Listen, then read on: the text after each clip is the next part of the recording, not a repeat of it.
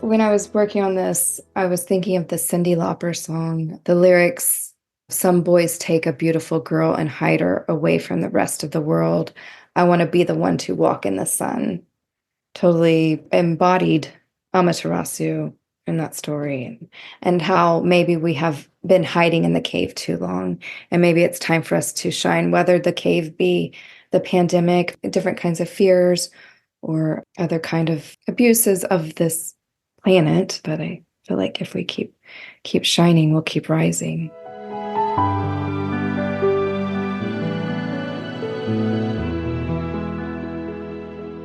Welcome back to In Her Image, a podcast where we seek and celebrate our Mother God through scripture, scholarship, myth, the arts, and everyday life.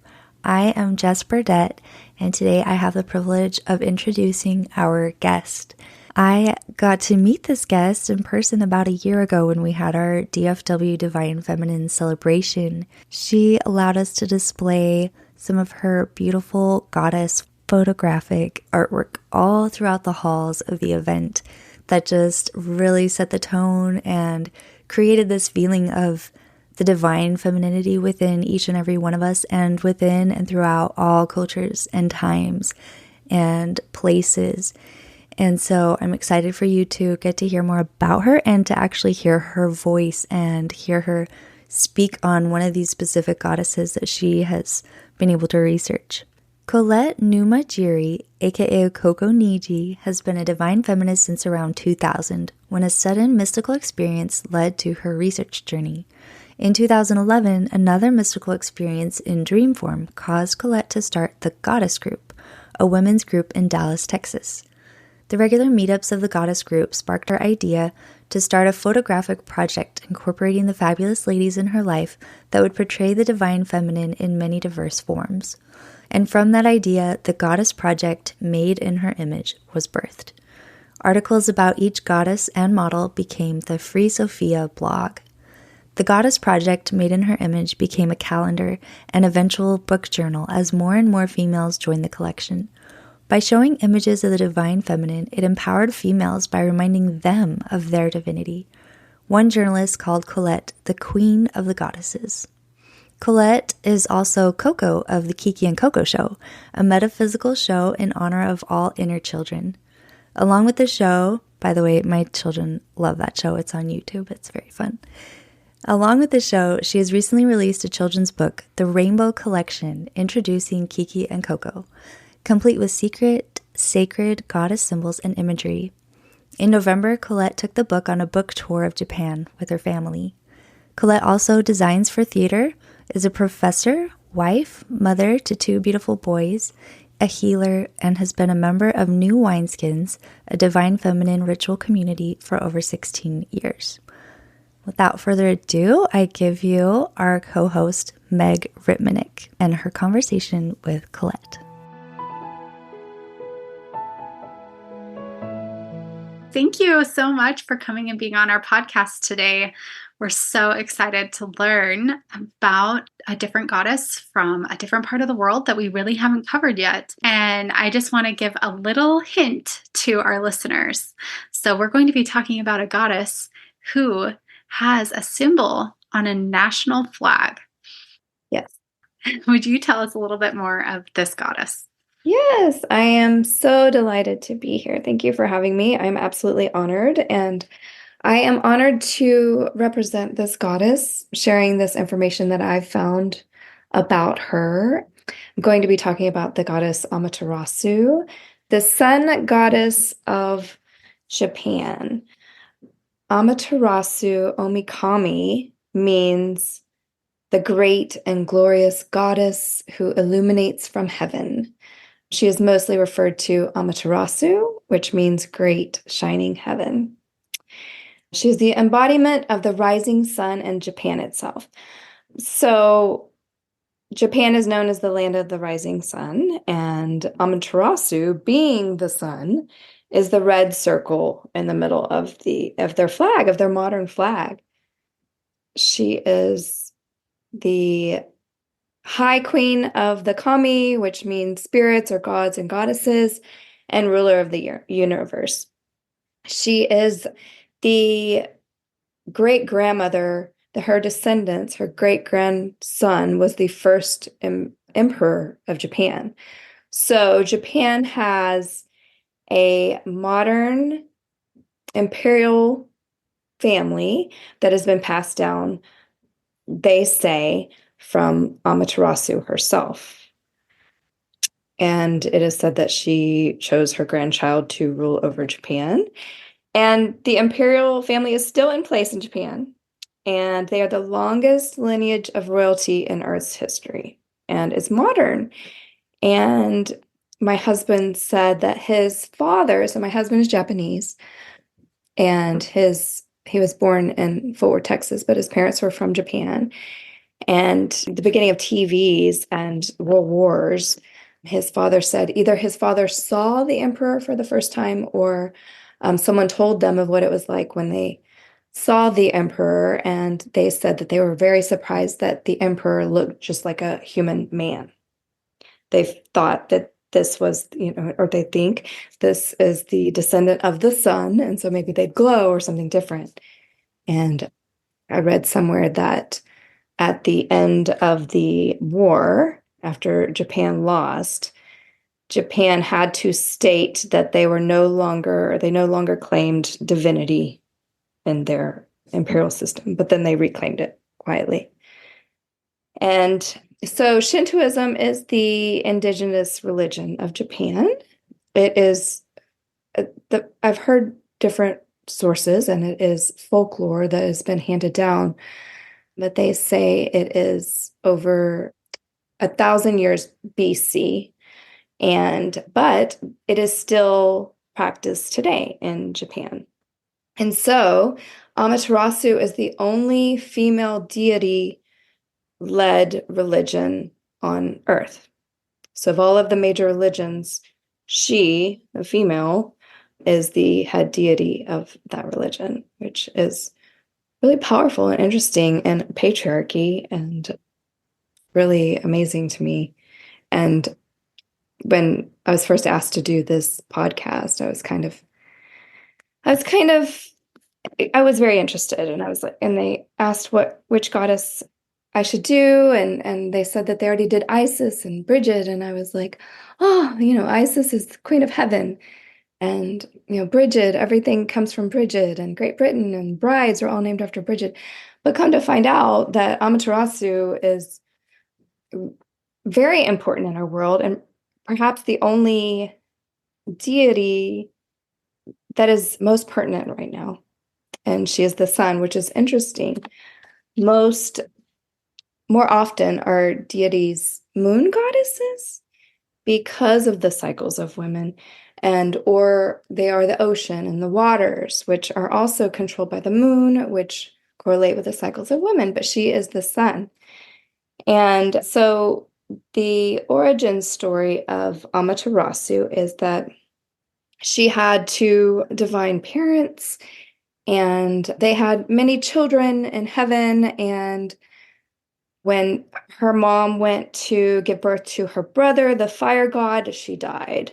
And there's a whole story of how her dad went into the underworld to get his wife and bring her back, but it didn't work. She was too far in that realm. And he goes to the earth and washes his face to cleanse himself from, the underworld or wherever he was. And he wipes his left eye, and Amaterasu was born, the sun. And he wipes his right eye, and her brother, the moon, was born. And then he blows his nose, and her brother, the sea and storm, was born. And that is how that historic folklore says they came to be. And so Amaterasu, queen of heaven and earth, they say she used her sword and dipped it into the earth and dribbled some little bits of the sand, and that became the islands of Japan. And her brother, the sea god and storm god, came around, and she said, okay, you can be on earth. But he started to, according to some stories, and there are many versions of these stories, and everyone I read was quite different, but he kind of his ego went crazy and he started causing a ruckus. And a lot of the sources say that he was inappropriate to women and destructive and sexually violent. And it all comes down to where he, does this horrible thing and throws a dead horse in her sacred weaving room. She's also the goddess of weaving, and kills her best friend maidens. And that was kind of the last straw for her. And she said, I'm done. And she grabbed her stuff and went into a cave and hid. And she was like, screw this, I'm done. And that was fine and all until, after night came, day never came. And everything stayed dark all of the time. And the crops stopped growing. And people didn't have the vitamin D. And there were all of these problems. And so the people prayed to the kami, the gods and goddesses, and said, come help get her out. And some stories say that 8 gods showed up, gods and goddesses. Some say that 8 million gods and goddesses showed up outside of the cave. And one of the goddesses, Uzumi, I think her name is, some say that she's a beautiful maiden goddess, and some say she's a very old goddess. She wanted to draw attention for Amaterasu to try to lure her out. And so she begins to dance, and some say it's like a striptease sexual dance, and either she's a maiden or an old lady. People are laughing and carrying on, and Amaterasu, was a little curious. And then one of the other gods or goddesses had the idea to hold up a mirror to the cave.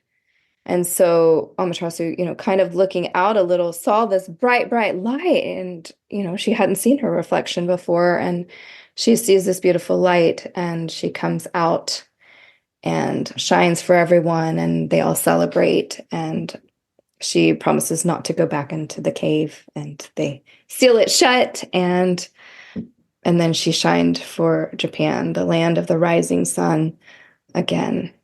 So that is their creation story for Amaterasu. And it's such a beautiful, interesting creation story. I think so too. And I think it's also interesting, as you listen to the story, some of the parallels that exist there that could be connected to some of the folklore that we've already talked about. For instance, Persephone, and how she goes into the underworld. And when she's in the underworld, that's what causes winter. And I think that that's interesting that there's these parallels that are all over the world. There are many sacred caves all over the world for all different female deities. And some, were birthing places, which I think is interesting. You can visit this cave in Japan where this is said to have happened. And there are other parallels with other goddesses like Inanna in the underworld and Eurydice. So I think that's very interesting. I also found this time reading it and having been through a pandemic and all of the, frustrating things we've been through in a patriarchy. She, so frustrated with the world, and she's done, and she goes and hides in a cave. And I feel like there comes a time when many women feel that way. Like you just don't want to be a part of it. You want to hide. You don't want to fight anymore. When they say there's strength in her retreat, but that the world needs your light. That, a friend can show you your mirror by the way they look at you, by the way they need you, and that we all do need to keep shining, and that it is okay to take a retreat, but that we have to keep going because others need us. Yeah, that is beautiful. That is a beautiful metaphor for life, right? Because sometimes I feel like my very feminine side is very sensitive to the horrors that are on the earth. Right. And I find them appalling and horrible. And even right now, the horrible things that are happening in the world, and the millions of babies and mothers that are dying, Absolutely. it's just, I want to retreat. Mm-hmm. And But but you if have you to do that, the whole right, earth could die, right? right, If we right, just retreat. And maybe we do need that time to retreat right, in order to gain that strength. And also, what I love about the story is that they put these mirrors up at the end of right, the cave, and it's her own reflection right. that she sees that it intrigues her enough to come out. It's almost like she had forgotten that she was the sun. So beautiful. She had no idea how beautiful she was. And I think that of all of us, we constantly put ourselves down and we have no idea how beautiful we are. If we take a picture of the moon, it doesn't look that good. The beautiful full moon looks so great, but you take a picture of it, it doesn't look that good. I think it's the same about us Mhm. and how everyone around us sees our beauty and not necessarily all outside. It's mostly the inside shining through, and that we need that to keep going. And not only that, is they saw, Japan's a very nature respectful culture. And so Shintoism, the kami, the spirits. I remember my husband, when we first got together, would say that his mom would think that even the car has a spirit, everything has a spirit, the rock has a spirit. And then there's the sun, and we're kind of so disconnected from nature, but the sun is what gives everything life, because you have to have the sun to grow the food that nurtures us, that keeps us going, that grows the trees that we breathe. It's so it just keeps going and going, and how important the sun is. And I think it's really powerful that she is the sun, and it's not a male deity, which it often is, that is represented with the sun, that she has all of that power and importance. Yeah, absolutely. It would be interesting to have grown up in that tradition and to have to know more about it. Right. And I would love to, hear from any listeners Yeah. that are more familiar or Yes. have history with Japan. I know. Tell me a little bit more about your history with Japan. So on that note, and other listeners that know more about Amaterasu, I've just recently, I did the goddess project of her like 5+ years ago. And so I researched then, and we've gone through a pandemic, and I'm revisiting it in the past few weeks. And there's very little about her, and I found very little on the internet about her, and it seemed more slanted, and it kind of didn't put as much importance on her. And then I pull out my older books, and many are out of print, and it has so much, so much more about her, and the stories are different, and the way they're slanted. And even on Wikipedia, when you go and look up the flag, they're like, Amaterasu is the sun goddess. The Japan is the land of the rising sun. This is their flag. It doesn't put it all together.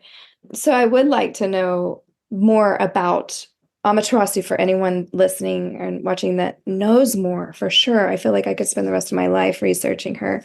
I have spent a lot of time in Japan. We were just there less than 6 months ago. And as I said, my husband's Japanese, and we got to go on a book tour for my children's book.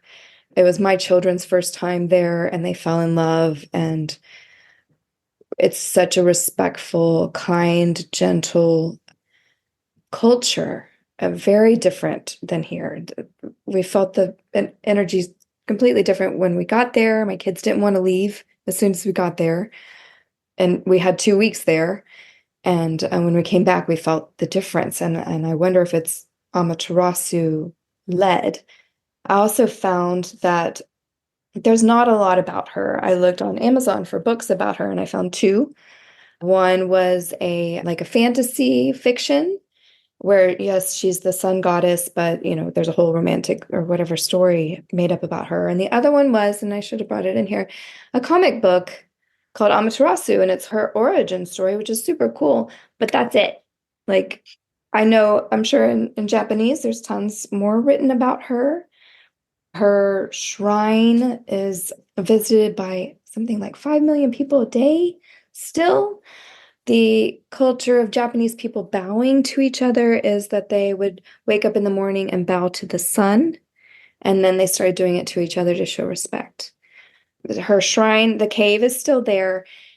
Her shrine is overseen by priestesses.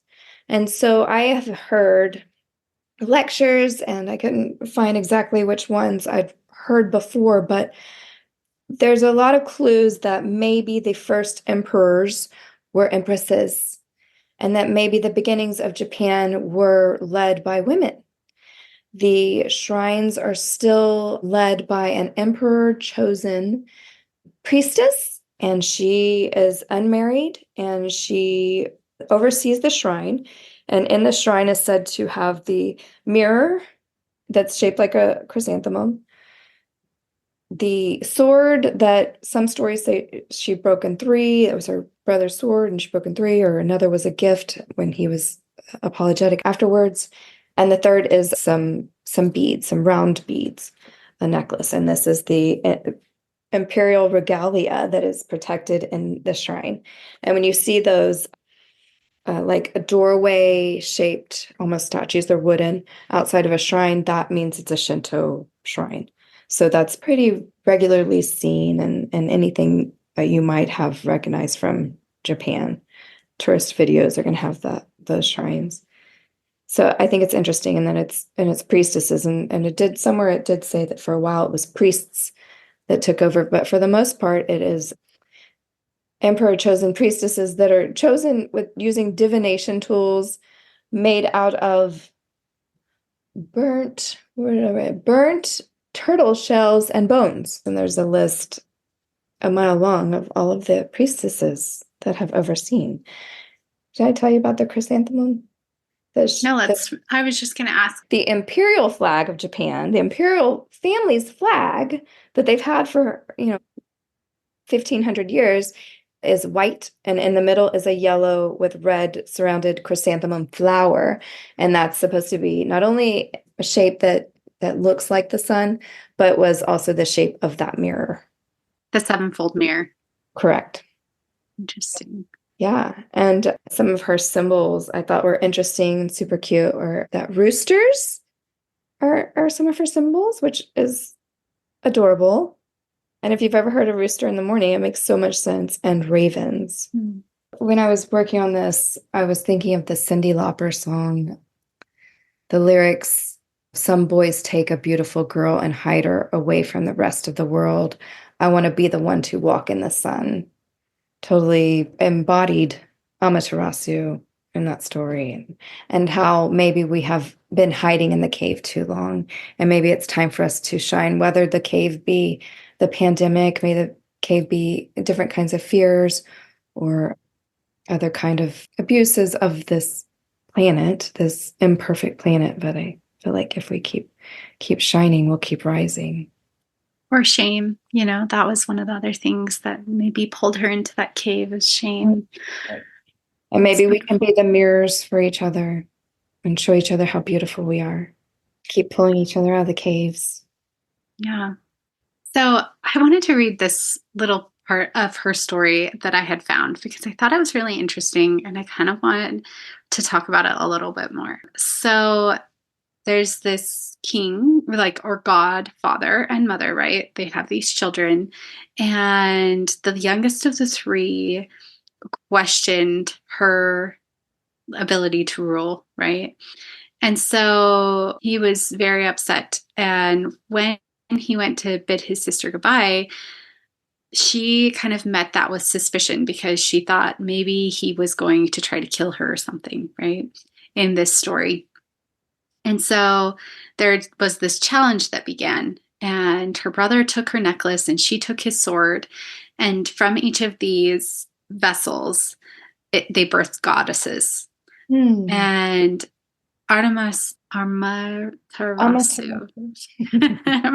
Amaterasu produced 3 goddesses from the heavenly blade, and her brother produced 5 goddesses from the grand jewel. But since she had owned the grand jewel, she claimed that she had won the challenge because it was her emblem that produced the most, right? Oh. And so, outraged by her claim, her brother went into a rampage, and this is where you were talking about. he like destroyed all these things. He created much chaos in heaven and earth and threw animals and killed people and some of her best friends. And then this caused her to be very angry and to also mourn. But then in this story, it says that she was ashamed that her actions had led to such chaos. And so she fled to the cave that's now known as this actual cave that you can go to and see, which plunged the world into darkness. And I just thought that was kind of interesting, because how many times does someone else do something that's horrible, and sometimes maybe we become ashamed of it, or we take responsibility for their actions? I don't know. It just, when I read that, it kind of hit me, because I feel like I maybe have done this sometimes. Right. And in that moment, I also realized, like, oh, like I probably shouldn't do that anymore. I should let other people take accountability for their actions, but also maybe, I don't know. I just don't know how to interpret it. Right. I'm trying to figure that out myself, but I'm curious too. There's another story, something about leading people and how the battle didn't go, necessarily the right way. And then more modern times, like in the World War, or maybe not that modern, something went amiss and they kind of blamed her, like, oh, this is what she does. She's not necessarily that good at this. Which I don't know if that was online, so I don't know how accurate that is. that story, yeah. Right. But I kind of wonder if that is, I kind of want to address this issue. I don't know quite how to address it, but it's this issue of people not taking accountability for their own actions, and then other people taking And the mother the blame. The mother taking the blame. Right. I see that a lot. Yeah, I feel like I do too. It's like, and the mom's like, oh, it's because I didn't feed him a proper breakfast. And I do that with my kids. Oh yeah, totally. I'm like, my daughter, if she misbehaves, I'm just like, and my husband will sometimes get frustrated with that, and I'll just be like, well, like, have we actually fed her what she needs today? Like, has she had her needs met to be able to like be the best person she could be today? And I'll just take accountability for it. Yeah, did we do that for ourselves? Yeah. Have I had all of my nutrition today? No. Have I slept well? No. Yeah. Just kind of. But also, in the same light, and this is just kind of a new thought that just came into my mind, is maybe that is a divine model, because if we really think about a Christian perspective of the plan of salvation, we can think that, our heavenly parents created this plan for us to come to this earth and to experience all these things. But at the same time, they created a plan. They knew that we were going to struggle and that this was going to be a learning experience. And so they made a plan for us to help save us as well, and to take accountability for us, right? To help us. Like, you let your child go a little further on the playground, the bigger they get. But if they fall down, you can be there to sweep them up. Yeah. Yeah. And I also love about the story is that the story of her divine lineage is also very, very human-like, right? It's this divine father god and mother god. The mother god dies. The father god tries to save her, but she has been overtaken by the underworld. And I mean, the way I read it is like he's weeping, right? And that's why, like, the sun falls from his eyes and the moon falls from his eyes, and he's like blowing his nose because he's so devastated that he's lost his wife. And I love that that's such a human story, right? But it's also a god and goddess story. Right. And it's beautiful that way. And I love that across the world that there are all these human stories of people trying to make meaning of their life and connect to the divine in some significant way. And I think that our spiritual team on the other side, the great mystery that we don't really know for sure who or what it is happy with all that. We're making effort to try to understand them. Right, And right. I feel little flickers of that. And I felt that way with the Goddess Project, with every single different goddess that I've researched. There's always something a little magical. There's always just a little flicker of something beyond that I feel like I've gotten a nod to keep going, or that I'm on the right path, and that it wants to be recognized, it wants to be brought out into the consciousness. yeah. And so I wonder what else is there with this beautiful goddess Right, that needs to be brought out right, about her, because there isn't a lot of information in our cultural context of English right. available for us, but I'm sure that there is Mhm. lots. I've been curious about it since I've been dating my husband, and we've been married for 15 years. The whole East and West and yin and yang. I definitely felt, my Western forcefulness and his Eastern gentleness, this balance. And is it because, it's very patriarchal here, and perhaps the matriarchy or oligarchy from the Japanese beginning, maybe it creates a gentleness and a balance and a respect, that is needed. And maybe that's a barrier that needs to be, a bridge that needs to be crossed. And maybe we could be more this way and they could be more this way, Mhm. That's a really beautiful thought. This idea of like marrying this global family all together, and that helping bring in balance, Right, helping, these different Western ways of thought understand different Eastern ways of thought, and combining the two and learning how to live in balance that way. right. That's really beautiful. I love I that. think that's, I think the world is imbalanced right now. And that we're searching for that balance. And, polarities are so, so far apart at this point. I feel like if we can get, somewhere closer together and just find this more respectful middle ground, and maybe Hmm. we could all find, more peace and Yeah. understanding, love and respect. And I really believe that as we search, the whole world and look into these different myths and folklore, we find a richness that touches our souls and reminds us where we came from and what our Right, purpose is. right. There's so much depth. All of these stories that, you're collecting in the podcast, and I collected from my books. Yeah, it tells you more about yourself, more about other people, and the more you understand yourself and other people, the more you can understand where they're coming from and maybe be more accepting of them. Yeah.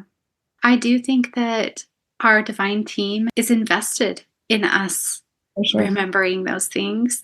And they're working hard to try to get all these different nations to come together and collaborate and understand and love each other and see the divine sparks that are within everyone.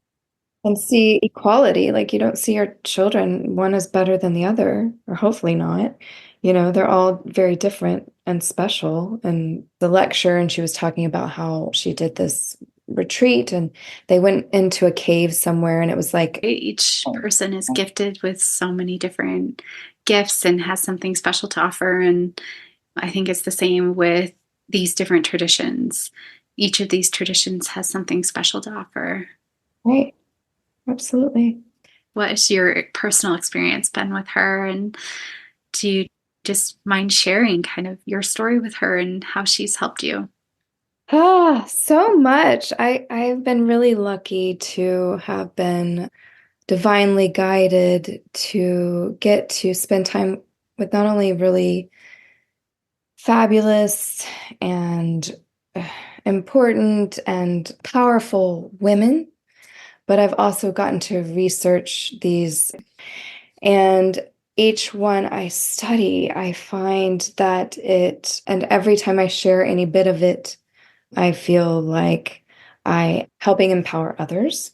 And I feel like the more I can share the image of the divine looking as diverse as possible, whatever that looks like, I see that more people can see themselves as divine and instead of lesser than another group.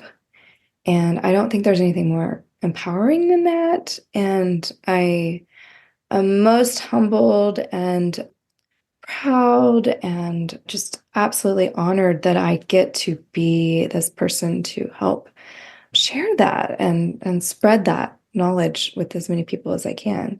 They say the divine feminine has 10,000 names, and some sources say that she has so many more.